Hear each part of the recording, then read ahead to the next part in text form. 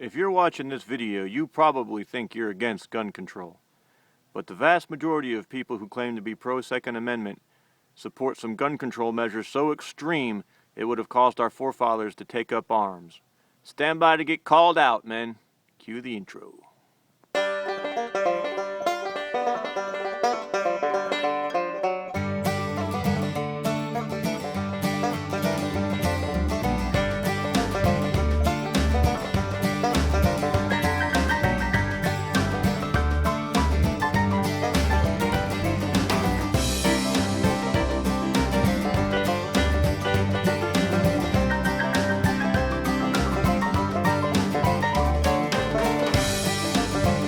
Shall not be infringed.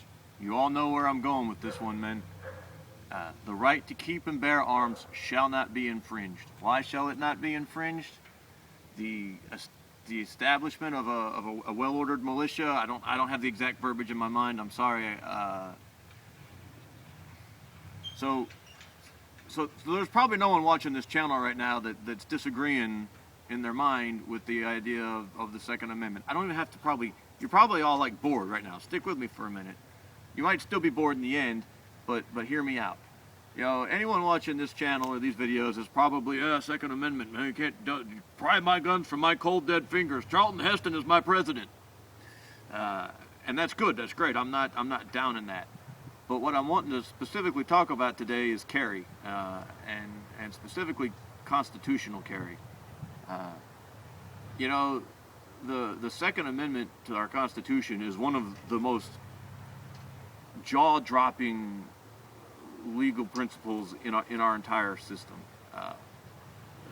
The idea that citizenry could walk around armed at any time for any reason with anything is unprecedented in the history of the world. No, that's never happened in any organized country. No government has ever allowed that. That has never existed outside of chaotic, lawless anarchy.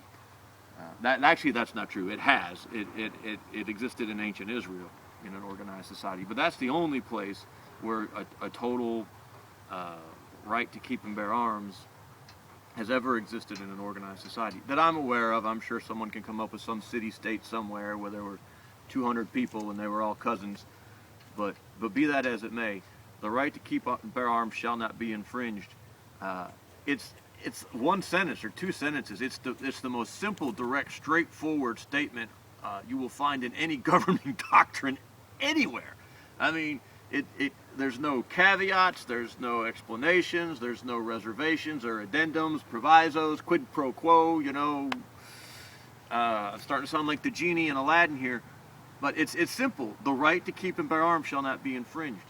So today, here in Georgia, we've got a House Bill 156 that came up. It doesn't look like it's going anywhere, but it's constitutional carry. The idea that you can carry a gun anyway, anywhere, for any reason, for the most part. It's not a perfect bill, but it's a pretty good one. And it doesn't look like it's going to happen here in Georgia. We're not as conservative as we get accused of being a lot of times. There are, I believe, 13 states that have constitutional carry.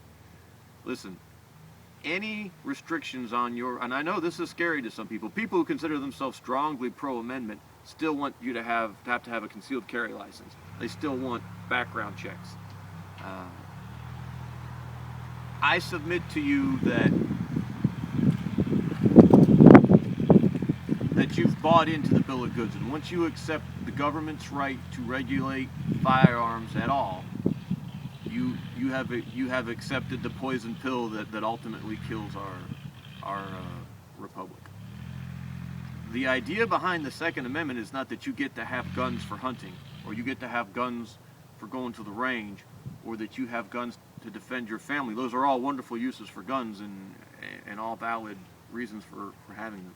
The whole point behind a well-regulated militia and an armed citizenry is that it is the citizens who are responsible for the safety and security of themselves and their freedoms. It is not the government's job. You do not have the right to give the government that job. I'm going to have a video out soon about militias, the M word, making the M word polite again. militias were how we defended our nation up through 1916 when we let ourselves get embroiled in a European war and we switched to a European system. The American way, the way our forefathers envisioned it, was individual men took the initiative to be prepared and trained to secure their own homes and their own communities and their own towns and their own cities. The American military wasn't allowed to operate inside the borders of our country by the Constitution. It was up to the individual citizens. Any restriction on gun ownership and even gun carry, even by felons who served their terms, in my opinion, I know that's pretty extreme. That would freak some people out. Now, that doesn't apply to people on probation or parole. They've willingly accepted a set of conditions in order to leave jail early. And if they don't want to abide by that, they're welcome to go back to jail. No one's messing with their rights. They've made a deal themselves. So if you're on probation or parole, that doesn't count. But listen, if we can't trust a man with a gun, we can't trust him to vote. If we can't trust him with a gun, we can't trust him with a car. Recent events have proved that. Cars way more deadly in the civilian world than a man with a gun, apparently. Of course, if every man was carrying a gun, that car might not be so deadly. So I know this is a little bit of a rant, and I'm not really throwing a lot of information out there. I like to. My point is that there should be we shouldn't have to pass a law in Georgia that says we can carry our guns. We have a law that says we can carry our guns. It's called the Second Amendment. When we told the government they had the right to go ahead and regulate that for us and take that burden and responsibility off of our poor, slender, weak little shoulders, we gave to the government the sole ownership of violence. And you know what? The government does not need that power, doesn't deserve it. Violence needs to belong to the people in America. I know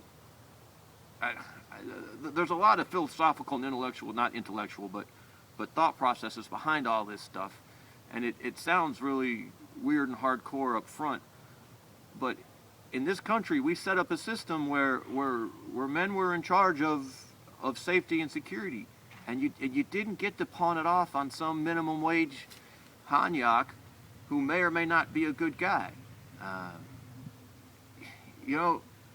There was a time in this country when if someone robbed a bank, someone rang a bell and a bunch of guys grabbed guns and they ran down to the bank, and the posse chased them to the county line. You can laugh at that and think that's unsophisticated, but corruption and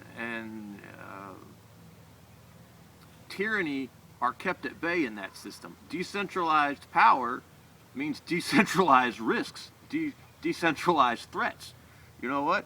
I'm a fairly intelligent, capable, strong man. I feel confident in my ability to face most risks. I feel confident in my ability to band together with a group of other intelligent, capable men if we need to face a bigger risk.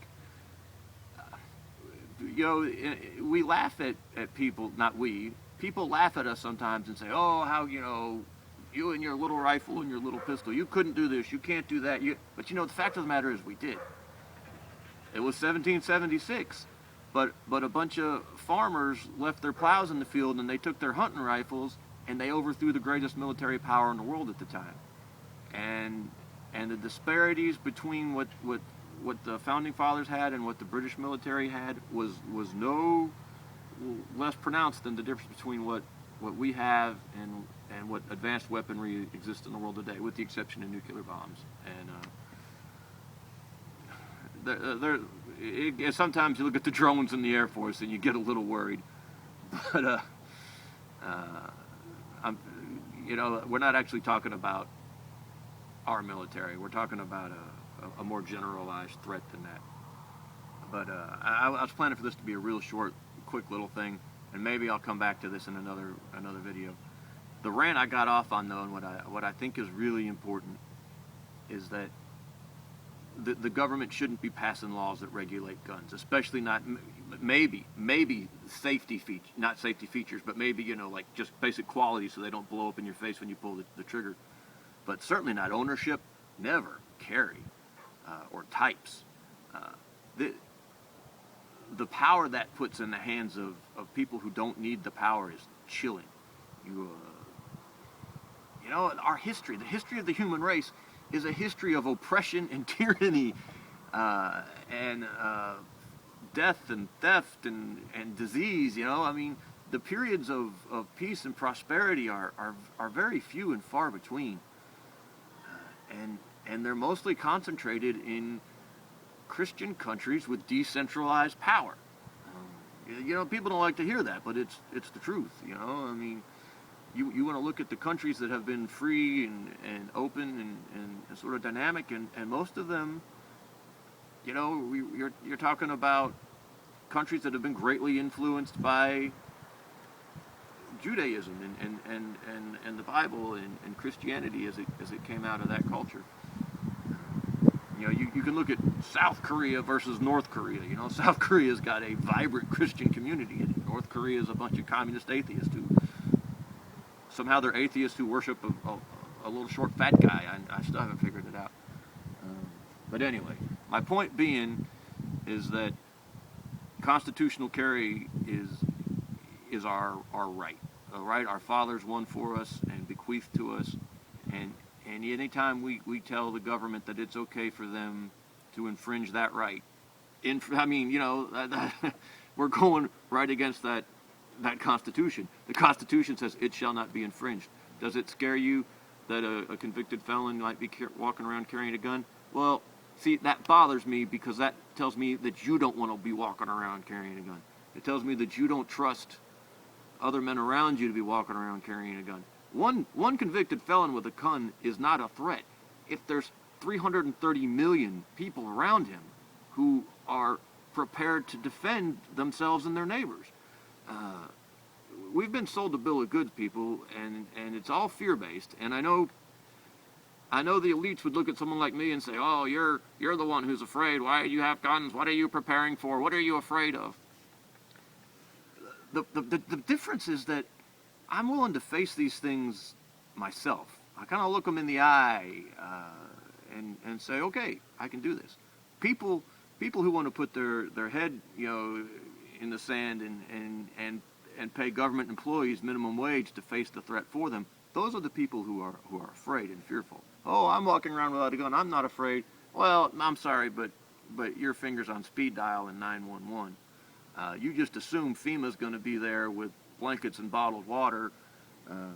You want to pretend like no government agency has ever done anything wrong. You know, you're the one who's afraid of reality, you know. But that's neither here nor there. Like I said, I got completely off my topic here. It was going to be a quick, short video about constitutional carry, and instead I got off on some big Second Amendment rant. But you know what? It is the most important freedom we have. Everything else, once you're unarmed, everything else can be taken from you. And there have been times throughout history, even in this country, unfortunately, where things have been taken away from unarmed people. Sometimes it's necessary, but most of the time it's just tyrants stealing. And when we accept this idea that they have a right to regulate guns, gun ownership, then we accept that they have the right to take away any other freedom they want. Because when you're unarmed, you're helpless. There you go. Sorry it was so discombobulated, guys. It's an important topic. I need to come back and talk about it rationally. I'm going to go ahead and post this one, though, because, like I said, it is an important topic. And I'd like to hear what you think. Thanks, man.